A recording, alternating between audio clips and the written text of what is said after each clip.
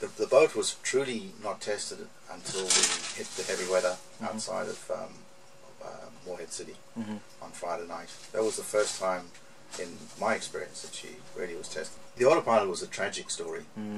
The dockside setting had been done, and then while we were coming across Pimlico, we tried to complete the sea trial for the other settings, and you'll recall that it couldn't complete that cycle. Yeah, that was on our first day out. Very first day out, and right there and then, in retrospect, we ought to have turned around.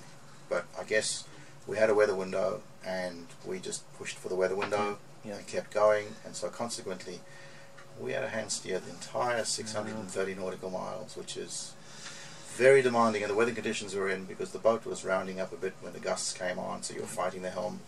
And certainly the seas were pushing the stern around a lot, because we had following seas for quite a way, probably just about all the way to Savannah. We had following seas. And you didn't discover the leaking through hull until we got out to sea. Well, after we left North Carolina. That is correct. That is correct. Yes, it had not previously been leaking, and I don't know what caused the leak. The boat was slipped in my absence in October. Possibly something happened at that time, I don't know, or maybe it was just time for that fitting to let go. Really don't know. We had trouble with the heads. One of the heads being plumbed incorrectly, with the outlet for the bilge pump being connected to the head outlet. It just redirected it down into the bilge. Yeah, that was all wrong. That was all wrong. It was just fundamentally wrong. Just fundamentally wrong. So that's got to be fixed. So we ended up having to use a porta pot.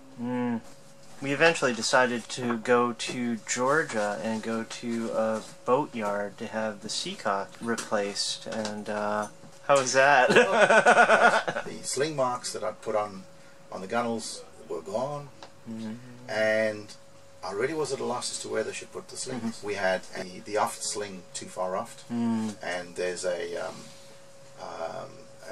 bar, which is, I guess, a Schedule 40 stainless pipe between the aft end of the keel and the rudder skeg. And its purpose is they're ready to prevent lines from fouling the prop and to give the prop some protection from reef.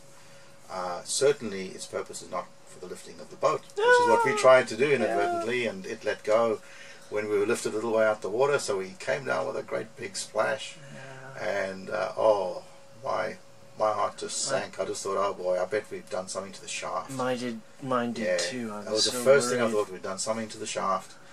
And so we got out the water, and the shaft appeared to be okay, but I wasn't convinced until we actually had the engine running and turning that shaft.